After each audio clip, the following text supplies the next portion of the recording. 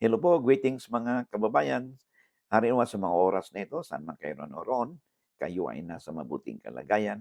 Kasama na rin po ang inyong mga mahal sa buhay. Alright, so iba-iba po ating mga time zone. So it could be good morning, good afternoon, good noon, or ano pong oras na mapanood po inyo ating videos. I wish you all the best in life. Okay? Marami pong salamat. Sa hindi po napakilala sa akin, ito pong muli sa Atty. Roel Yuong ng Batas Pinoy. Ang ating pong channel ay isa pong legal aid public service program ng inyong lingkod in collaboration with the Integrated Bar of the Philippines, Manila Port Chapter. And bago tayo magpatuloy, I would like to make use of this opportunity na pasalamatan po natin yung ating mga subscribers, mga sharers po natin, mga likers po natin, no? Because if not for your click po sa share and like at saka sa hindi pa nag-subscribe, no? Nag-subscribe po kayo ay every click po ninyo means a lot, no? Para sa amin, para sa akin, no? Because nagbibigay po ito ng motivation, no? To proceed at ipalawagin pa natin ang ating advokasya na makapagbigay po ng legal na impormasyon o kaalaman, no, sa ating mga kababayan. They could be your friends, your family members, your neighbors, o kakilala ninyo, o kamag-anak ninyo. At sila rin ay may mapulot sa ating mga pinag-usapan.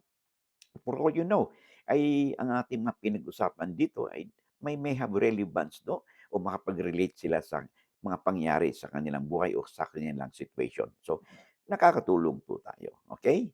So, kasi sabi nga natin lagi, di ba? Iba na, lamang na ang may alam sa batas. Okay, marami pong salamat. Alright.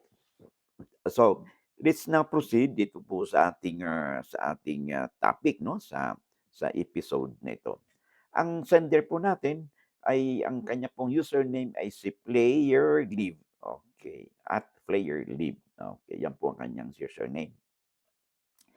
Ito may kinalaman sa akin, 'no, bilihan po bumili daw siya ng rights, 'no, at gusto niya itong, ma-register at gusto niyang, ah, magkaroon naman ma-register sa kanyang pangalan. Alright. Sabi niya dito, "Ano ang gagawin?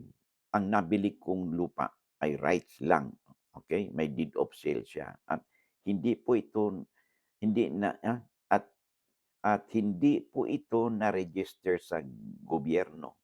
Nais ko sanang ma-register under my name, sana masagot. Okay, so okay, ganito 'yun.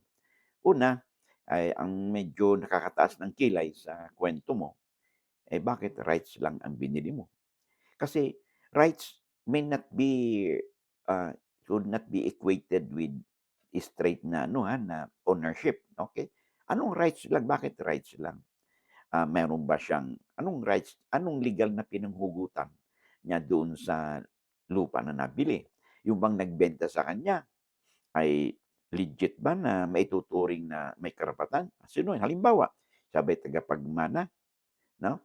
O nabili ba niya itong lupa in installment at hindi niya naituloy kaya ipinasa niya ito sa iba, kaya rights lamang? So, hindi po maliwanag, 'no, ang inyong pong kwento. Now, bakit rights lang? Bakit hindi ownership? Okay, so i-check mo ninyo yun because ang rights kasi, eh, it will only turn into ownership 'pag natupad po ang terms and condition nito. Halimbawa, ang isang tao bumili po ng lupa o installment, okay? So, kalahati pa lang ng kanyang term, halimbawa, ang usapan sa installment, 5 years, eh, nakaisang taon pa lang, eh, ayaw na niyang ipagpatuloy. So, gusto niya itong ibenta. Ang ibebenta niya ay rights lamang, hindi yung buong property kasi hindi pa siya nagmamay-ari nun, eh, hindi pa siya fully paid doon sa sa kanyang biniling, property. So, kung ganito ang situation ninyo, okay, abay, para ma-register ninyo 'yan, ay kailangan, eh, hindi rights lamang, ano, another is halimbawa, nag-apply siya ng pagpatitulo ng lupa, DNR, halimbawa, pre-patent, okay? Puwede ba niyang ibenta yung kanyang rights? Puwede po. So, in this particular case, binenta niya yung rights niya and then yung pinagbentahan, kung ikaw man ito, ay puwede niyang you will step into the shoes, no, of the seller. para ikaw yun kung ano mang rights na meron siya, puwede mong ipagpatuloy yung kanyang claim 'no, sa pagpatitulo ng lupa, okey? So, 'yan ang alamin mo, okey? So, in short, para mag-ripen into ownership yung rights mo, dapat may legal na pinanghugutan yung nagbenta sa'yo at na-comply niya yung terms and condition ng kanyang rights, okay? Now, assuming na kasi may deed of sale ka, na-comply mo, comply din ng nagbenta sa'yo ang mga terms and condition nito, okay? At sabi mo kasi dito ay hindi pa register sa gobyerno. Ano bang ibig mong sabihin na hindi register sa gobyerno? Ito ba'y hindi register pa sa assessor's office, sa register of deeds, okay? O ano ba yung lupa na yan? Because for all you know, baka yung lupa na nabili mo, okay, ay classified as forest land or timberland. Ay pag tingnan niyong mabuti, pag ang classification ng lupa na yan ay timberland, forest land, ay hindi po talaga ninyo mai-rehistro yan sa inyong pangalan because ang timberland o forest land 'no, ay hindi po classified as alienable and disposable land. In short, kung gusto mo talagang ma-check, i-check mo muna kung ano bang classification ng lupa na 'yan, okay? Assuming natupad mo na ang terms and condition 'no, kaya rights lang 'yan, natupad na. Ano bang classification ng lupa na 'yan? A and D. Ang ibig sabihin ng A and D, alienable and disposable land. Kung alienable and disposable land 'yan, ay puwede po ninyong applyan ng titulo. Pre-patent kayo doon sa Department of, Environment and Natural Resources. And then sundin po ninyo mga requirements doon 'no.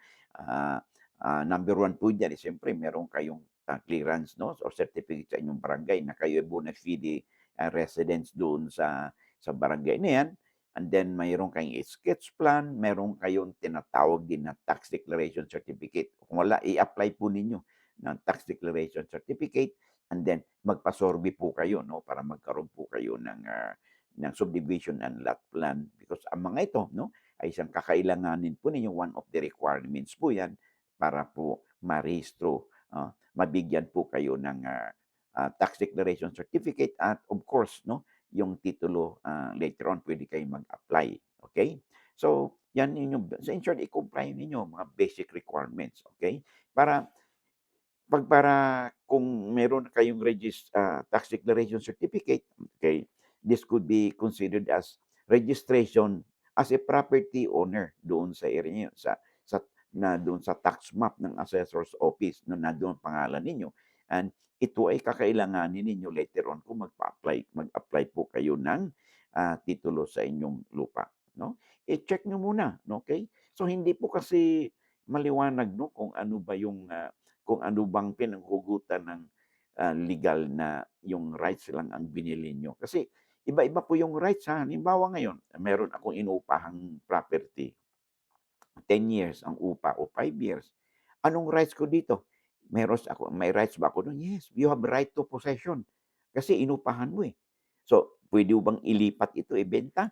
Depende sa kontrata mo doon sa may-ari o ng lupa o doon sa lessor, kung allowed ang paglipat nito. So, that means you can transfer your rights doon sa iba. So, ganito ba ang situation?